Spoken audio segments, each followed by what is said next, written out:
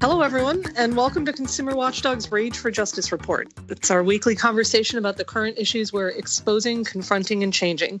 I'm your host, Carmen Balber, Executive Director of Consumer Watchdog, and my guest this week is Mary Mazzio, an award-winning documentary filmmaker whose 50 Eggs production company has produced a lot of films with really important social impact, one of which we're intimately familiar with, the documentary I Am Jane Doe, which took on online child sex trafficking and the internet companies who facilitated it with impunity until some welcome change came about after that documentary. Welcome to the podcast, Mary. Carmen, great to be with you. How are you? I'm good. How are you doing? Good. Crazy time. Honestly, thank you to Consumer Watchdog for all of the work that you did back when we were launching I Am Jane Doe and the conversation around Section 230. Consumer Watchdog really tracked a lot of the funding of private interest groups, and that proved to be incredibly helpful at the time. So we worked with you on that several years ago. This was, more than 4 years ago at this point. 2016. When we first, yeah, exactly. Right? Long time. How time flies. What a different world. We should probably start with, what I Am Jane Doe was about and the federal legislation that it catalyzed to finally allow internet companies that facilitate criminal online sex trafficking, which was the topic of the documentary, to be held liable. So maybe you can start with just, the issues at the heart of I Am Jane Doe and what that law, Section 230, does.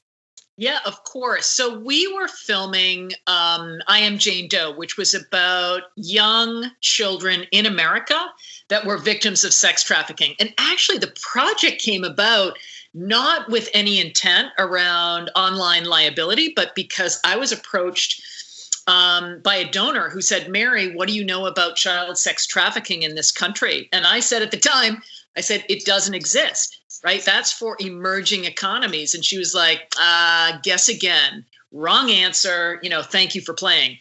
And as it turned out, when I did some of the research, the numbers of young people that this crime affects is really head spinning, right? And primarily affects LGBTQ children, runaway, and of course, homeless children are at great risk, as well as young people that might be grappling with a drug or alcohol issue or depression or anxiety, right? So a huge swath of our young people are particularly vulnerable.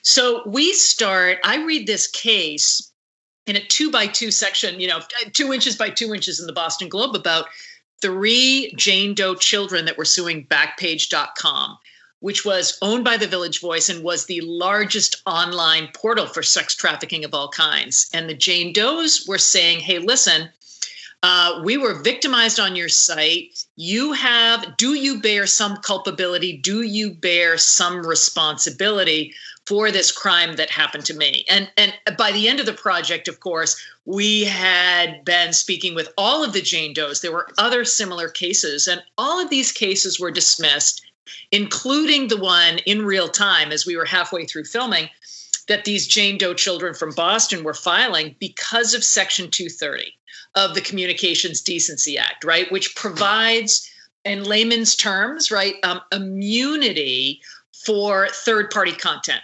Immunity, by the way, which prior to the new legislation included, you could be driving the getaway car in a crime, right? So if you were an online portal that was facilitating illegality, you could be held civilly responsible under the Trafficking Act. And in real time, we did not think that Ropes and Gray, they were representing these three young victims, right? White shoed, extraordinary, Harvard kind of law firm, right? And the decision in the First Circuit was a radical departure and basically said, you can be facilitating actively crime online as a platform, and our hands are tied because of federal precedent around Section 230. And furthermore, the court said to the children, go to Congress to change this, right? Hence, that's exactly what these young people did. And that really gave birth to, with some help from the film, right? But there was sort of a perfect storm around Senator Blumenthal and Senator McCain and McCaskill and Heitkamp and Klobuchar, all looking to rein in the bad actors online, right? Because they have been operating in plain sight and making, by the way, hundreds of millions of dollars on an annual basis. So that is sort of the short thumbnail sketch of the project, and then the aftermath, and the impact that these survivor voices in the film had was just really extraordinary. And I mean, we were so honored to be a small part of that fight. But at the bottom line was what you said, what you started with. You could be driving the getaway car and still have no liability for your actions. And that's really, that's the outrageous aspect of this blanket immunity that's provided in Section 230 of the Communications Decency 100%. Act. Yeah, not only, but you have these special interest groups, funded by the likes of Google, that claim, oh, wait, if you change it, free speech is dead. And, we're not talking about free speech. I don't know the last time that criminal conduct equaled free speech. Frankly, even commercial speech, right? Advertisements. Since when is that free speech, right? Like this idea that if you can clarify the extent of online responsibility, but every special interest group was out there, and in the aftermath of the legislation, has been out there just attacking this idea that Section 230 is responsible for innovation and free speech, right? And certainly lots of innovation has happened, no doubt. But the idea of free speech being this, this lever for no action is, how do I say it without using profanity, right? Right. And, the bottom line is we can't allow internet companies in the name of innovation to facilitate and profit from illegal activity, especially when we're talking about circumstances where children are being harmed online.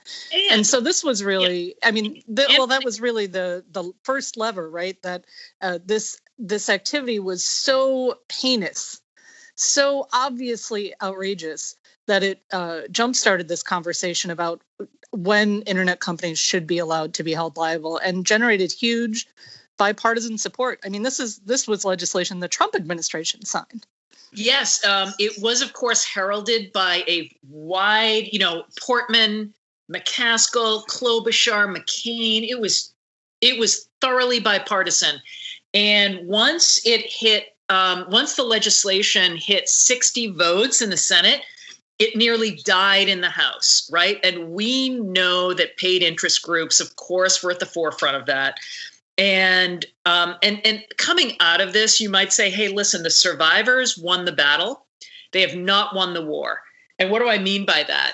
We're seeing Google-funded organizations race around the globe to try and insert this kind of Section 230 immunity in trade agreements across the globe.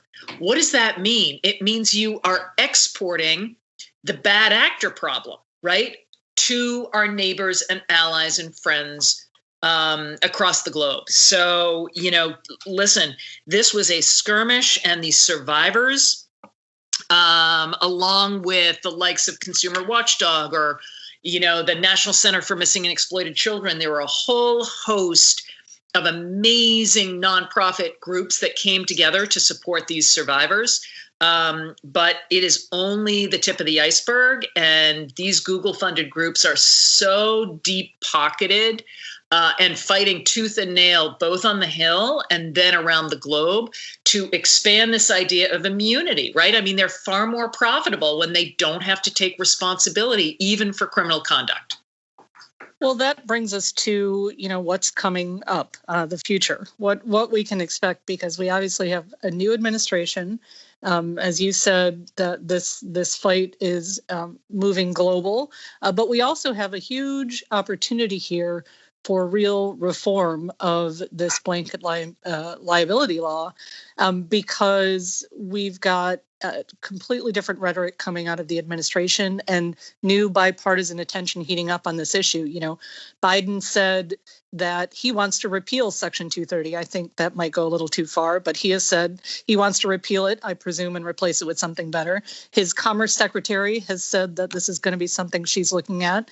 And there was legislation starting to be introduced last year, including a bill that passed the Senate Judiciary Committee with bipartisan support unanimously, if I'm remembering correctly, that would start limiting some of this blanket immunity that internet companies enjoy under Section 230. Yes, and I think, listen, Kamala Harris was one of the early senators aboard this clarification in the wake of I Am Jane Doe, right? The law was called FOSTA SESTA. Biden has been very strong on reform, and yet the power of Google is everywhere in Washington, D.C., and will try and sort of, I think, in my humble opinion, listen, I was a huge fan of Google before starting this project. I thought they were just an extraordinary company. And now understanding the partnerships and relationships that the company actually had with the likes of Backpage, it's really dispiriting, right? And so I think, you know, we will face headwinds in terms of I think, true change. And I think, you know, there are people that want to repeal Section 230 holistically. I don't think it serves much of a purpose anymore because it really has allowed new media to kick the shit out of old media, right? And these companies have had a windfall in not bearing the usual costs of business, right? No legal fees. Guess what? Get your free get out of jail card. That being said, I think you have to look at this practically. There are issues of innovation we still want to encourage. And I think that clarifying Section 230 so that if you're a platform and you've got visibility into crime, you need to do something about it. And there are all sorts of other just horrific things happening online, and people are taking the position that the online world is different from the offline world. Well, online harm is real life harm. Absolutely. And there is, as big as this debate is, there's some pretty obvious low-hanging fruit. I mean, it never makes sense to allow platforms to not only promote but profit from illegal activity knowingly. And so there's some really low-hanging fruit here that everybody should be able to agree on. Yeah, exactly. And if you're going to hold the guys that ran Silk Road, right?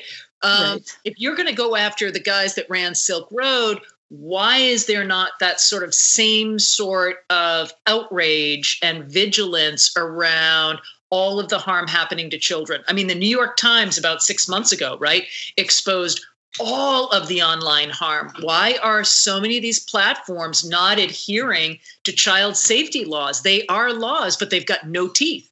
Right. And so these platforms, I believe, have to do a much better job in terms of safeguarding our children.